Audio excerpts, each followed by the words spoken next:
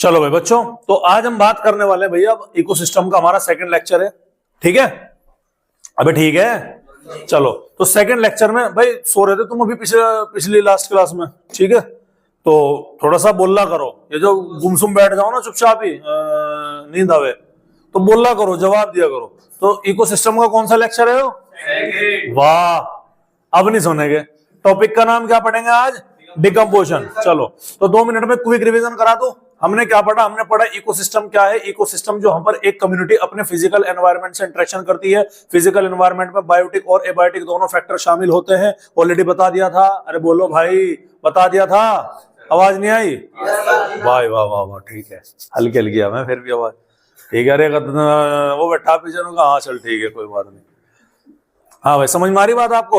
उसके बाद में हमने पढ़ा था, उसके बाद में क्या पढ़ा था? उसके बाद में पढ़ा था कि बायोटिक कंपोनेंट क्या क्या हो सकते हैं। प्रोड्यूसर होता है, कंज्यूमर होता है और डिकम्पोजर होता है। प्रोड्यूसर जो कि फूड को प्रोड्यूस करता है, primary consumer, secondary consumer, then tertiary consumer, जिसको टॉप कार्निवोर के नाम से भी जाना जाता है। और हर एक इसको क्या बोलते हैं? एक ट्रॉपिक लेवल बोलते हैं। समझ में आ रही बात आपको? डिकम्पोजर हर स्टेज पर काम करता है और इस चेन को, जो कि प्रोड्यूसर से स्टार्ट होती है, इस फूड चेन को हम क्या बोलते हैं?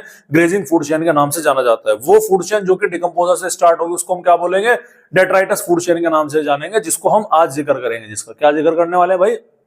आज थोड़ा सा आइडिया लेंगे। कोई दिक्कत वाली बात यहां तक के लिए? उसके बाद में हमने बात करा कि इकोसिस्टम का जो स्ट्रक्चर होता है उसमें 2 कंपोनेंट हमारे शामिल होते हैं। सबसे पहला होता है स्ट्रेटिफिकेशन, दूसरा होता है स्पीशीज कंपोजिशन। स्पीशीज कंपोजिशन किसके ऊपर डिपेंड करता है? Abiotic factor. स्ट्रेटिफिकेशन का क्या मतलब है? Vertical arrangement. किसका वर्टिकल अरेंजमेंट भाई? जो हमारी स्पीशीज वगैरह होती है उनका वर्टिकल अरेंजमेंट एक एरिया पे, उसको हम क्या बोलेंगे भैया? स्ट्रेटिफिकेशन के नाम से जाने। फिर हम बात करेंगे इकोसिस्टम के 4 कंपोनेंट थे। नंबर 1 पे प्रोडक्टिविटी, नंबर 2 पे आपका एनर्जी फ्लो, नंबर 3 पर आपका डिकम्पोजिशन, नंबर 4 पे आपका क्या हो गया? Nutrient cycling. तो इन्हीं चारों को हमने देखा। प्रोडक्टिविटी के बारे में बात करें, टोटल फूड जो बन रहा है, प्रोडक्टिविटी उसको हम बोलते हैं। बायोमास का जो प्रोडक्शन का जो रेट है उसको प्रोडक्टिविटी के नाम से जाना जाता है। 2 टाइप की होती है, एक होती है आपकी प्राइमरी प्रोडक्टिविटी, एक होती है आपकी सेकेंडरी प्रोडक्टिविटी। प्राइमरी प्रोडक्टिविटी जो कौन बनाता है? कंज्यूमर करता है। सेकेंडरी कौन बनाता है? जो आपके हेटेरोट्रॉफ्स करते हैं, यानी कि वो प्राइमरी प्रोडक्टिविटी प्रोड्यूसर करेगा, सेकेंडरी कौन करेंगे? आपके कंज्यूमर करेंगे। यहां तक कहानी समझ में आई कि नहीं है बात आपके? उसके बाद में हमने प्राइमरी प्रोडक्टिविटी को फर्दर 2 पार्ट में क्लासिफाई किया था।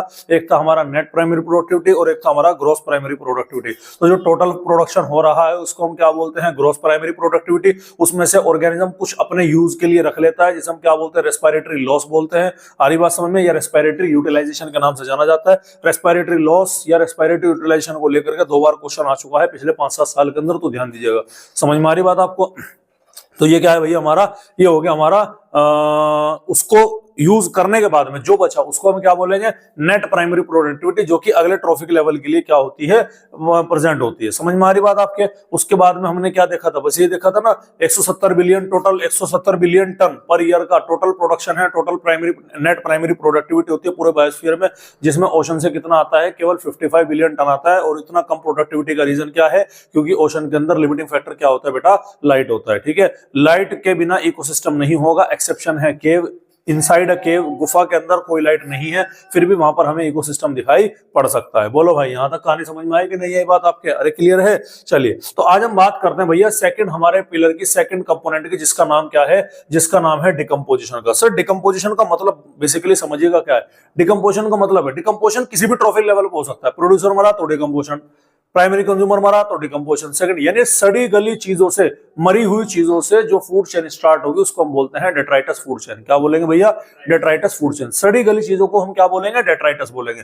आपकी मरी हुई पत्तियां हो गई, मरा हुआ प्लांट हो गया, मरा हुआ एनिमल हो गया, मरा हुआ प्रोड्यूसर हो गया, मरा हुआ कंज्यूमर हो गया, उसको हम क्या बोलेंगे? उसको बोलेंगे डेट्राइटस, मुर्दा। समझ में आ रही बात? क्या बोलेंगे भैया?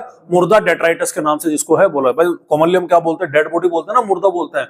तो इकोलॉजी के लैंग्वेज में उसे मुर्दा ना बोल करके क्या बोलेंगे भैया? डेट्राइटस बोलेंगे। बस इतना क्या रखना है आपको, याद रखना है। तो डेट्राइटस में होता क्या है? सॉरी, डिकम्पोजिशन में होता क्या है कि जो आपका कॉम्प्लेक्स ऑर्गेनिक मैटर है ना, उसको वापस किस में कन्वर्ट किया जाता है भैया? इनऑर्गेनिक सब्सटेंस के अंदर कन्वर्ट किया जाता है। समझ में आ रही बात? और वे ऑर्गेनिज्म जो इस काम को करते हैं उनको हम क्या बोलेंगे? डिकम्पोजर बोलेंगे या डेट्रिटिवोर्स बोलेंगे। क्या बोलेंगे भैया? डेट्रिटिवोर्स। कुछ से डेट्रिवोर्स के नाम से भी जानते हैं। ठीक है, तो जो आपका ऑर्गेनिक कंटेंट वापस किस में कन्वर्ट होगा? इनऑर्गेनिक के अंदर। ठीक है। और जिन ऑर्गेनिज्म के थ्रू होगा उसको हम क्या बोलेंगे, डिकम्पोजर बोलेंगे या डेट्रिटिवोर्स बोलेंगे। और डिकम्पोजर के 4 एग्जांपल आपको याद रखने हैं, एक है बैक्टीरिया, एक है फंजाई, एक है माइट्स। ये माइट्स आपके एनसीईआरटी के अंदर गिवन है, याद रखिएगा। और अर्थवॉर्म ये डायग्राम के अंदर गिवन है भाई। बैक्टीरिया फंजाई तो पहले से पढ़ते हुए आ रहे, अर्थवॉर्म अभी ताजा एनसीईआरटी ने ऐड किया, मतलब डिकम्पोजिशन वाले टॉपिक में ऐड हो चुका है अर्थवॉर्म। और माइट्स डिकम्पोजिशन के डायग्राम के अंदर है, मैं आपको दिखाऊंगा कहां पर है, ठीक है। अरे कोई दिक्कत वाली बात है? तो ये क्या है आपका, ये है आपका डिकम्पोजिशन। अब इमेज पर आपको क्या दिखाई पड़ रहा है, एक डेट्रीवोर्स आपको दिखाई पड़ रहा है, एक डिकम्पोजर दिखाई पड़ रहा है, जो कि क्या है आपका, जो कि आपका अर्थवॉर्म है। क्या है भैया? आपका अर्थवॉर्म है। तो अर्थवॉर्म जो है ना, उसे किसानों का दोस्त कहा जाता है। क्या बोला जाता है भैया अर्थवॉर्म को? किसानों का, फ्रेंड्स ऑफ फार्मर, ठीक है। क्यों बोला जाता है बता सकता है क्या कोई? उसका बेसिक 2 रीजन है। सबसे पहला रीजन क्या है? सबसे पहला रीजन है कि डिकम्पोजिशन करने का काम करेगा। आ रही बात समझ में? कोई भी चीज सड़ गल के मर गई, जमीन में गिर गई, उसको डिकम्पोज कर देगा, तोड़ देगा, जिससे उसके न्यूट्रिएंट कहां पहुंच जाएंगे? उस मिट्टी में पहुंच जाएंगे, और वहां पर जो उसने खेती कर रखी है किसान ने, वो न्यूट्रिएंट उसको मिल जाएंगे। समझ में आ रही बात? और दूसरा जो काफी इंपॉर्टेंट है वो है लूजनिंग ऑफ सोइल। भाई अर्थवॉर्म केचुआ क्या है? ये मिट्टी के अंदर को निकलता है। अरे निकलता है, नहीं निकलता, ऊपर बाहर, नतीजा मिट्टी क्या हो जाती है? ढीली हो जाती है। मिट्टी के बीच में एयर के पार्टिकल्स होंगे, जितना ज्यादा मिट्टी में वेंटिलेशन होगा, मिट्टी उतनी ही ज्यादा न्यूट्रिशियस हो जाएगी। समझ में आ रही बात? नहीं आ रही? उतना ही ज्यादा एयर, उतना ही ज्यादा मॉइस्चर, मतलब परफेक्ट एग्जांपल वहां पर हो जाएगा। क्योंकि फायदा हो रहा है ना अर्थवॉर्म से, इसीलिए किसान को इसे क्या बोलते हैं भैया? इसे हम बोलते हैं फार्मर्स फ्रेंड के नाम से जाना जाता है। कोई दिक्कत वाली बात है? अब हम वर्ड यूज करेंगे डेट्राइटस एंड डेट्रिटिवोर्स। डेट्राइटस मैंने आपको भी बताया है कि जो भी सड़ी गली ऑर्गेनिक चीजें हैं, जो भी मुर्दा हो गया, जिंदा था और वो मर गया, चाहे वो प्रोड्यूसर हो, डिकम्पोजर हो, प्राइमरी कंज्यूमर हो, कोई भी हो, जो भी आपका जिंदा था वो मर गया, तो उस मरे गले सड़े गले को हम क्या बोलते हैं? डेट्राइटस बोलते हैं। और डिकम्पोजिशन का जो रॉ मटेरियल होता है वही क्या होता है भैया? डेट्राइटस भी होता है। ये आपको क्या रखना है? याद रखना। और डेट्रिटिवोर्स वे जानवर होते हैं जो कि इस सड़ी गली चीजों पर फीड करते हैं। समझ में आ रही बात? अरे क्लियर है? अरे बोलो भाई, क्लियर है? चलिएगा, उसके बाद में बात करते हैं स्टेप्स ऑफ डिकम्पोजिशन के बारे में। तो 5 स्टेप है। कितने स्टेप है भैया? 5 स्टेप है। और वो कौन कौन से हैं? सबसे पहला है आपका फ्रेगमेंटेशन, देन क्या हो गया? लीचिंग, देन क्या हो गया? कैटाबॉलिज्म, ह्यूमिफिकेशन और मिनरलाइजेशन। ध्यान सुनिए, क्या नाम बोला मैंने? फ्रेगमेंटेशन, लीचिंग, कैटाबॉलिज्म, ह्यूमिफिकेशन और मिनरलाइजेशन। कोई दिक्कत वाली बात है? अरे कोई दिक्कत वाली बात है? ठीक है, चलो। अब ये यहां पर ना, ये इनकी आगे थ्योरी लिखी हुई है, तो मैं थ्योरी ना, इसे मैं बाद में समझाऊंगा। देखो मैं बोल रहा था ना कि माइट्स है आपका, माइट्स कहां लिख रहा? देखो ये लिख रहा, माइट्स लिख रहा, ठीक है, यहां से है माइट, थ्योरी के अंदर नहीं है, याद रखिएगा, ठीक है। चलिए, तो ये इसकी थ्योरी है। तो थ्योरी ना पढ़ा करके मैं आपको डायरेक्ट एक डायग्राम बना करके दिखाता हूं अपने तरीके से। आ रही बात समझ में? तो वो आप यहाँ पर क्या कर जाना, वो आप यहाँ पर समझ जाना। चले शुरू करें भैया, शुरू करें। चलो, मेरी ड्राइंग थोड़ी सी क्या है? गंदी है। तो गंदी है? अच्छा जी, है गंदी, सच में गंदी है।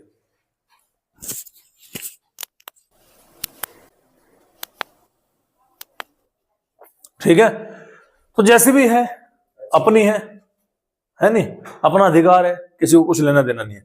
चलिए, तो मैं शुरुआत किससे करता हूं? शुरुआत करता हूं मैं आपको एक लीफ से। किससे शुरुआत करता हूं भैया? मैं आपकी एक लीफ से शुरुआत करता हूं। ये हमारी क्या हो गई? ये हमारी एक लीफ हो गई। कोई दिक्कत वाली बात है? अभी ध्यान से देखिएगा, ठीक है। अब ये लीफ है, अभी ताजी है, ताजी पत्ती कहां गिर गई है? मर गई, इसका टाइम पूरा हो लिया, कहां गिर गई? जाके नीचे गिर गई, ठीक है। समझ में आ रही बात? तो इस लीफ को, मरी हुई लीफ को, मुरझाई हुई लीफ को, झड़ी हुई लीफ को हम क्या नाम देंगे बेटा? डेट्राइटस का नाम देंगे। इसका नाम देंगे डेट्राइटस। क्यों? क्योंकि ये मुर्दा है, मुर्दा है ना भैया, ठीक है। अब इस डेट्राइटस पर सबसे पहले होगा बेटा फ्रेगमेंटेशन। पहला प्रोसेस क्या होगा भाई? इसका फ्रेगमेंटेशन। क्या बोला मैंने? इसका फ्रेगमेंटेशन। फ्रेगमेंटेशन का मतलब क्या है? इसके बड़े टुकड़े जो है, बड़ी जो लीफ है, उस बड़ी लीफ के हम क्या कर देंगे? पहले छोटे छोटे टुकड़े कर देंगे। समझ में आ रही बात? क्या कर देंगे भैया? छोटे छोटे टुकड़े कर देंगे। हम यहां से कॉपी पेस्ट तो होना नहीं, तो लेकिन बनाना ही पड़ेगा। तो ये लो भैया, आपकी ये क्या हो गई? ये आपकी लीफ हो गई ऐसी लीफ, ठीक है। इस छोटे छोटे टुकड़ों में मैं क्या बात कर देता हूँ? छोटे छोटे टुकड़ों में मान लो मैंने कर दिया कि आपका ये लो भैया, ये लो, सॉरी,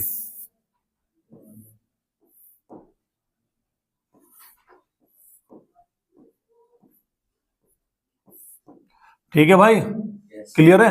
ये क्या दिखाई पड़ रहा है आपको? छोटे छोटे टुकड़े गिरे। अच्छा, कभी तुमने चौक तोड़ी? जब तुम चौक तोड़ते हो तो छोटे छोटे डस्ट पार्टिकल भी गिरते हैं बराबर में। तो जब आप इसके फ्रेगमेंटेशन होगा तो इसी के आजू बाजू में यहाँ पर कुछ छोटे छोटे इसके पार्टिकल भी मौजूद होंगे। अरे होंगे कि नहीं होंगे?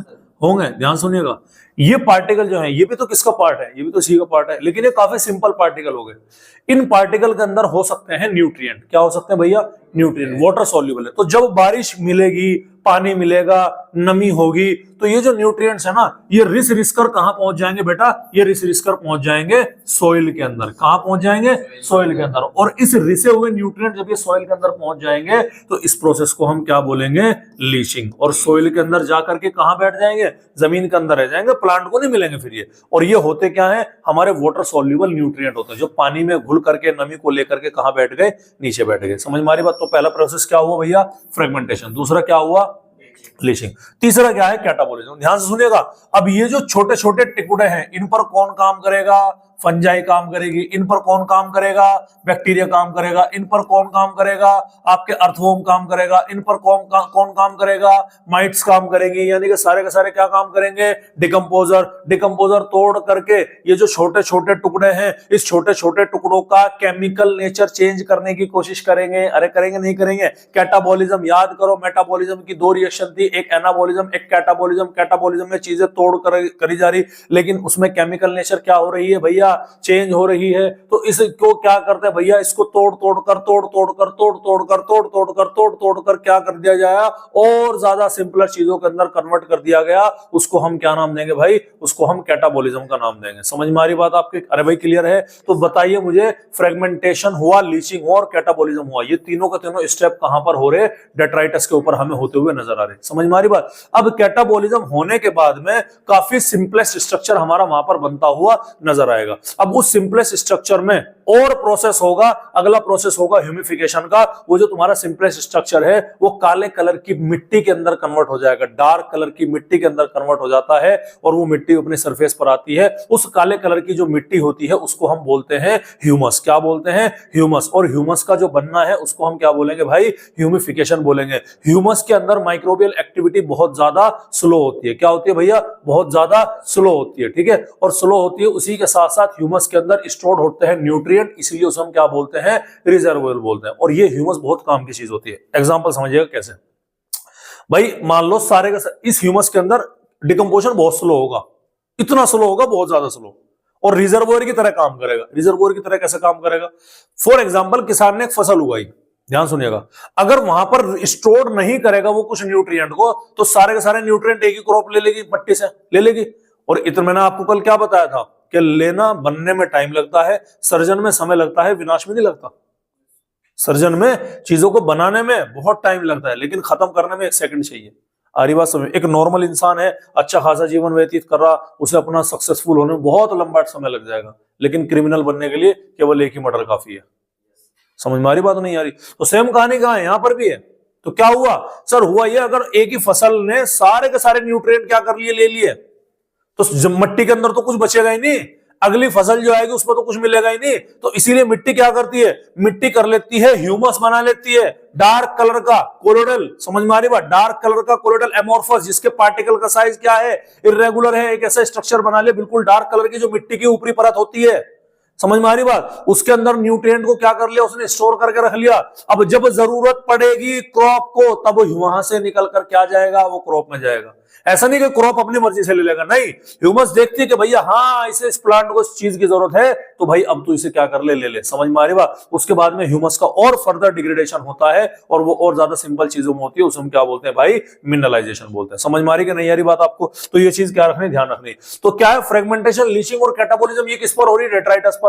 ह्यूमिफिकेशन और मिनरलाइजेशन जब हो रहा है तब तो डेट्राइटस खत्म हो चुका, समझो बात को। यहां पर कैटाबॉलिज्म में ह्यूमस बनने आ गया ना, खत्म हो गया। तो ये तीनों किस पर हो रहे? डेट्राइटस पर। बाकी के दोनों कहां हो रहे? सर डिकम्पोजिशन का प्रोसेस है जो कि सॉइल के अंदर चल रहा है। क्या? ह्यूमिफिकेशन और मिनरलाइजेशन। अब इसका मतलब समझिएगा, देखिएगा एक एक करके क्या है। ये है आपका पेड़, ये है क्या भैया? आपका एक पेड़ है, ट्री है। अरे है क्या? इस ट्री की एक पत्ती गिरी, ये रही आपकी। अभी ग्रीन लीफ है भैया, कोई दिक्कत वाली बात है? कोई दिक्कत वाली बात नहीं है, बहुत इंपॉर्टेंट बात है। अब ये जो ग्रीन लीफ यहां पर गिरी है, ये मर गई, मरी हुई हो गई, इसे हम क्या नाम देंगे? डेट्राइटस का नाम देंगे। अब इस डेट्राइटस को क्या करेगा? कुछ इंसेक्ट खा लेंगे, आ रही बात समझ में? नहीं खा लेंगे, कुछ क्या करेंगे, इंसेक्ट खा लेंगे, कुछ इसमें क्या है मतलब सड़ गलना शुरू हो जाएगा, कुछ इसे तोड़ना ओड़ने का काम करेंगे, आ रही बात समझ में? तो ये क्या होगा, इस प्रोसेस को हम बोलेंगे फ्रेगमेंटेशन। क्या बोलेंगे भैया?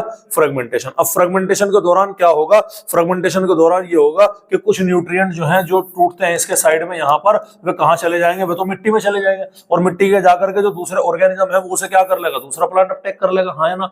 अब जो फ्रेगमेंटेशन के बाद में जो बचा, यानी कि लीचिंग के बाद में अब जो वो बचता है, समझ में आ रही बात, उस बचे हुए पर क्या होगा, उस बचे हुए पर डिकम्पोजर काम करेंगे। कौन काम करेगा भैया? डिकम्पोजर काम करते हैं, जिसको हम क्या बोलेंगे, कैटाबोलिज्म। तो ये क्या है आपके, ये आपका डिकम्पोजर आया, जिसको हमने क्या नाम दिया, कैटाबोलिज्म आया। समझ में आ रही बात? उसके बाद में डिकम्पोज होने के बाद में, केमिकल नेचर चेंज होने के बाद में उसको फर्दर और तोड़ा मरोड़ा गया, तोड़ मरोड़ करके किस में कन्वर्ट किया गया, ह्यूमस के अंदर कन्वर्ट किया गया। उसमें और एक्शन हुआ तो वो किसके अंदर कन्वर्ट हो गया, वो ऑर्गेनिक रिच सॉइल के अंदर जाकर के मिल गया। इस प्रोसेस को हम क्या बोलते हैं भाई, मिनरलाइजेशन के नाम से जानते हैं। ठीक है, चलिए अब एक एक करके हम यहाँ पर समझते हैं। सबसे पहला है बेटा फ्रेगमेंटेशन। फ्रेगमेंटेशन का मतलब क्या है कि जो आपका डेट्राइटस होता है, डेट्राइटस का मतलब क्या हो गया, अरे बोलो, डेट्राइटस का मतलब क्या हो गया, जो मर गया, मुर्दा, लिविंग ऑर्गेनिज्म। तो ब्रेक डाउन किया डेट्राइटस का छोटे छोटे टुकड़ों में, किसने किया, डेट्रेटिवोर्स ने किया। प्रोसेस को हमने क्या नाम दिया भाई, फ्रेगमेंटेशन का नाम दिया। दूसरा आता है आपका लीचिंग। लीचिंग क्या है, जो आपके छोटे छोटे टुकड़े होते हैं ना, छोटे छोटे फ्रेगमेंटेड पार्टिकल है, उन पर एक्ट होता है। आ रही बात समझ में? क्योंकि उनके अंदर क्या हो सकता है, न्यूट्रिएंट स्टोर्ड हो सकते हैं। तो जो वाटर सॉल्युबल इनऑर्गेनिक न्यूट्रिएंट होते हैं ना, वो मिट्टी के अंदर जाते हैं और बैठ जाते हैं मिट्टी में नीचे जाके एज ए अनअवेलेबल सोर्ट, उसको कोई यूज नहीं करेगा। समझ में आ रही बात? आ रही बात समझ में? क्लियर है? तो इस प्रोसेस को हम क्या बोलेंगे, लीचिंग बोलेंगे। उसके बाद में क्या है, जो आपके बैक्टीरिया हुआ, जो आपका फंगस है, वो उसे डिग्रेड करेंगे डेट्राइटस को, किसमें, छोटे छोटे इनऑर्गेनिक सब्सटेंस के अंदर, जिससे डेट्राइटस की केमिकल नेचर क्या होती है भाई, चेंज होती हुई नजर आएगी। देखो मैंने केमिकल नेचर चेंज होने का जिक्र केवल यहीं पर किया, यानी कि फ्रेगमेंटेशन में, लीचिंग में केमिकल नेचर चेंज नहीं होती। फ्रेगमेंटेशन में बेसिकली केमिकल नेचर चेंज यहां पर नहीं होगी।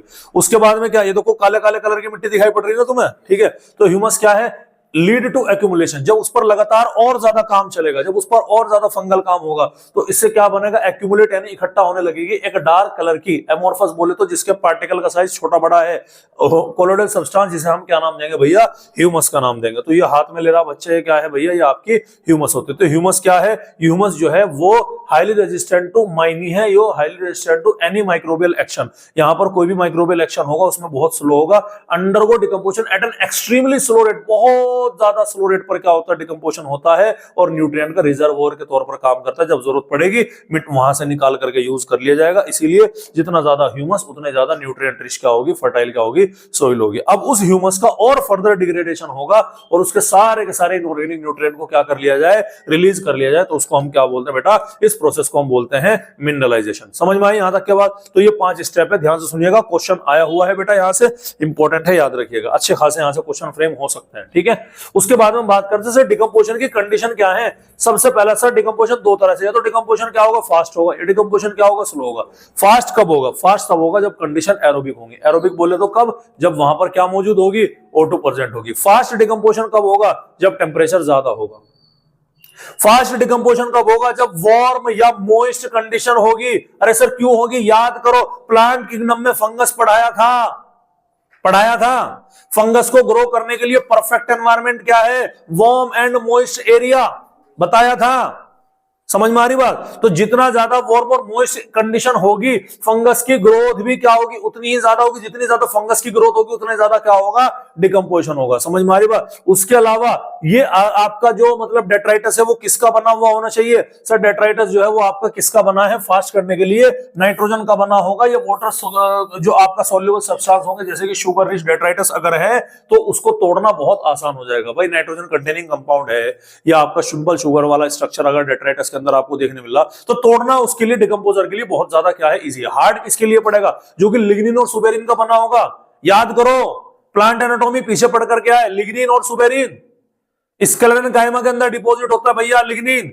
सुबेरिन कोलन कायमा के अंदर कॉर्नर की थिकनिंग देखने मिलती है, जो कि मैकेनिकल स्ट्रेंथ प्रोवाइड करते हैं। समझ में आ रही बात? तो कोलन कायमा और स्केलेटन कायमा, इनको तोड़ने में ज्यादा मेहनत लगनी पड़ेगी, तो वहां पर डिकम्पोजिशन बहुत स्लो होगा। यहाँ पर कोई लिग्निन या सुबेरिन नहीं है, डायरेक्ट आए तोड़ दिया केमिकल को। समझ में आ रही बात? तो ये क्या होगा, डिकम्पोजिशन यहाँ पर हमको फास्ट दिखाई पड़ेगा। तो स्लो कब होगा, इसका उल्टा।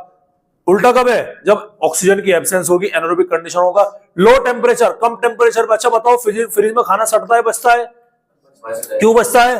सर टेम्परेचर कम होने की वजह से फंगस की ग्रोथ नहीं होती। अरे सर कैसे नहीं होगी? याद करो, फंगस की ग्रोथ के लिए मॉइस्ट और वार्म कंडीशन परफेक्ट होती है। वार्म वहां होता नहीं। टेम्परेचर किसमें चल रहा? उसमें चल रहा आपके काफी कम टेम्परेचर है। समझ में आ रही बात? तो क्या वहां पर फूड सड़ेगा? नहीं। तो डिकम्पोजिशन क्या होता है? काफी स्लो होता है। और ऐसा डेट्राइटस जिसमें लिग्निन या सुबेरिन होगा उसको तोड़ना बहुत मुश्किल हो जाता है, और वहां पर भी डिकम्पोजिशन क्या होता है भाई? आपका स्लो होता हुआ नजर आएगा। अरे बोलो भाई, समझ में आ रही कि नहीं आ रही बात? और लास्ट बात ये मैंने आपको, ये वही है जो मैंने आपको बताई है कि फ्रेगमेंटेशन हुआ, लीचिंग हुआ और कैटाबॉलिज्म, ये कहां होते हैं? अकर साइमल्टेनियस। डेट्राइटस पर कहां है? एक ही साथ होते हैं। जबकि ह्यूमिफिकेशन और मिनरलाइजेशन कहां होता है? डिकम्पोजिशन में होता है, सॉइल के अंदर। क्योंकि ह्यूमिफिकेशन का नंबर आते आते तो वहां पर बचता ही नहीं है ना कुछ। समझ में आ रही बात आपको? डेट्राइटस बचता ही नहीं है। और ये एनसीईआरटी की लाइन है, याद रखिएगा। और अगली क्लास में बेटा हम बात करेंगे किसके बारे में? अगली क्लास में हम बात करेंगे एनर्जी फ्लो के बारे में और इकोलॉजिकल पिरामिड के बारे में। तो मुझे उम्मीद है कि एक लेक्चर हमें और लगेगा, शायद 2 भी लग सकते हैं, लेकिन एक लेक्चर हमारा और लगेगा, और एक लेक्चर और लगकर हमारा अगली क्लास में ये काम यहां से क्या हो जाएगा भाई? कंप्लीट हो जाएगा। बोलो भाई, यहां तक कहानी समझ में आई कि नहीं आई? और इसी के साथ हमारे आज के मुख्य समाचार क्या हुए भाई? समाप्त हुए। नमस्कार।